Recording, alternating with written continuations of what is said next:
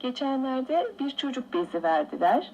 Kızımda denedim ancak hiç memnun kalmadım.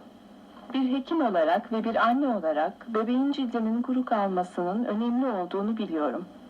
Onun için de Ultra Prima Plus'ı tercih ediyorum.